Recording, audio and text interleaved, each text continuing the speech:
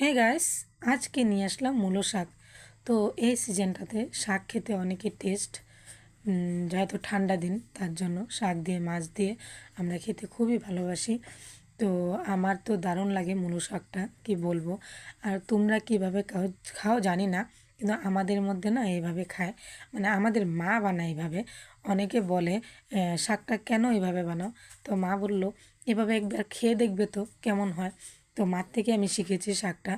আর এখানে আমি শাকটা খুলে না বসতে দেখো পুচকি আমাদের এত দিকদারি করছিল, সব শাক টুকরো টুকরো করে ফেলছিল।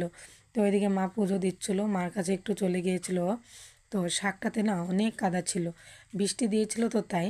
তো শাকটাকে ভালো করে ধুয়ে নিয়েছিলাম, আর এখানে মশলার জন্য সব কিছু রেডি করে নিয়েছিলাম। কাঁচা লঙ্কা, গোটো একটা পেঁয়াজ, 2 চামচ পানমুড়ি, আর 1 চামচ জিরে গুঁড়ো, গোটো জিরে। আর এগুলো নিয়ে মার কাছে চলে এসলাম দৌড় মেরে।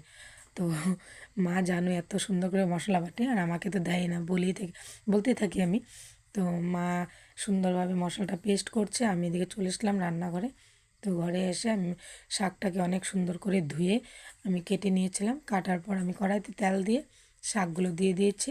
তো শাকগুলো দেওয়ার পরে জানোই তো একটু জল ছাড়বে, তো একটু লবণ দিয়ে দিয়েছি। এর মধ্যে একটু টানতে থাকুক, মার এখানে চলে আসলাম। আবার মা সুন্দর করে বেটে এর মধ্যে রেডি করে নিয়েছে। তো এসে দেখি শাকগুলো সুন্দরভাবে শুকিয়ে গেছে জলটা। তো এইভাবে আমি উঠিয়ে নিব। উঠিয়ে আবার কি করব জানো তো? কী করব, দৌড়ে চলে আসলাম মার কাছে, "মা শাকগুলো আবার বেটে দাও।" তো মা তো এমনি তো আমাকে দেয়ই না, কি বলবো, সত্যি করে আমাকে বাটতে দেয় না। তো মা এত সুন্দর করে ফিনিশিং করে না, কি বলবো, একদম চন্দন হয়ে যায়, চন্দন। তো এদিকে দেখতে পাচ্ছ খুব সুন্দর করে বেটে নিয়েছে মা শাকগুলো। আর আমি আবার কড়াইতে তেল দিয়ে ওই যে শাকগুলো বেটেছে ওই শাকগুলোকে আবার সুন্দরভাবে টেনে নিব। কারণ টেনে না নিলে এর মধ্যে জল আছে, তো তো জলটা না শুকিয়ে গেলে খেতে টেস্ট হবে না, তাই। তো এখানে আমি তেল দিয়ে দেখতে পাচ্ছ শাকগুলো দিয়ে দিচ্ছি, বাটা শাকগুলো এইভাবে শুকিয়ে নিতে হবে। অনেকটা টেনে গেছে দেখতে পাচ্ছ। এখানে আমি আবার কাঁচা লঙ্কা দিয়ে দিচ্ছি, কাঁচা লঙ্কা বাটা। তো কাঁচা লঙ্কা বাটাটা দিয়ে আবার মিক্স করে নিব। এর মধ্যে আবার একটু হলদি গুঁড়ো দিয়ে দিব, হলদি গুঁড়ো দিয়ে আবার সুন্দর করে মিক্স করে নিব। আর দেখতে কেমন হয়েছিল জানো তো? আগের কথা মনে পড়ে যায় এরকম কালার কিছু দেখলে।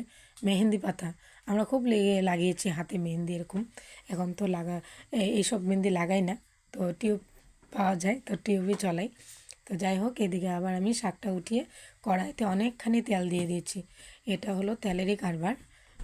মানে কি বলবো, বলবে তোমরা তেল খেতে নেই, কিন্তু না, কত কিছুতে তেলটা না দিলে না টেস্ট হয় না। তো আবার আমি তেল দিয়ে শুকনো লঙ্কা তেজপাতা দিয়ে ভেজে মশলাগুলো দিয়ে দিয়েছি।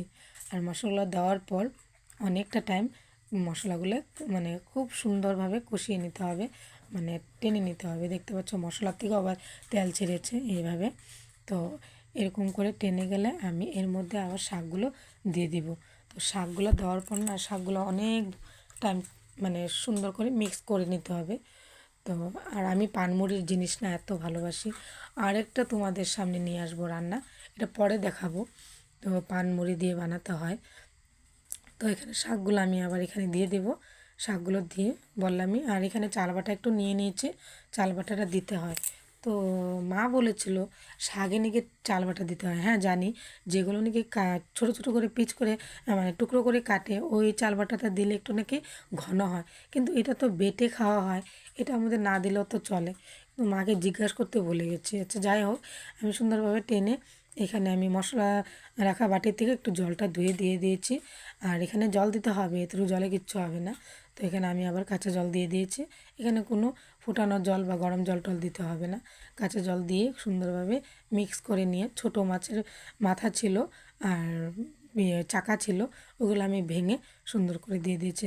আর এরকম শাক বা মাছের ডাল খেতে হলে না বড় বড় মাছের মাথা দিলে খুব টেস্ট হয়। কিন্তু জানো তো এই মাছটা দিয়েও বানিয়েছে যে অনেকে টেস্ট লেগেছিলো মানে। তো আমি তো খেয়েছি, তোমরা তো খাওনি, আর তোমরা কীভাবে জানবে, তাই না? তো অনেকে বলো আমার ভিডিও দেখে তোমার রান্নাগুলো খুবই ভালো লাগে, একা একা তো খাও, তো তোমরা চলে আসবে কে কে খাও। তো আমি যাই পারি রান্না করে খাওয়াবো। তো এখানে আমি চাল বাটাটা দিয়ে সুন্দর করে আমি আবার নাড়াচাড়া করে একটু টাইমের জন্য রেখে দিব।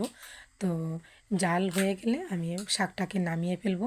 দেখতে পাচ্ছ কেমন ঘন হয়েছে, এরকম হতে হবে। তো আমরা এরকম ঘনটা খাই, এর থেকে পাতলা করলে ভালো লাগবে না।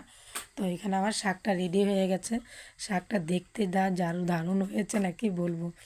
আমি এই শাক হলে আমি বাস আর কিচ্ছু চাই না আমার। তো দেখতে পাচ্ছ আমি শাকটা নামিয়েছি। তো আমার আজকের রান্নাটা কেমন লাগলো তোমাদের অবশ্য কমেন্টে জানিও। ভালো লাগলে একটু লাইক শেয়ার করবে। টাটা।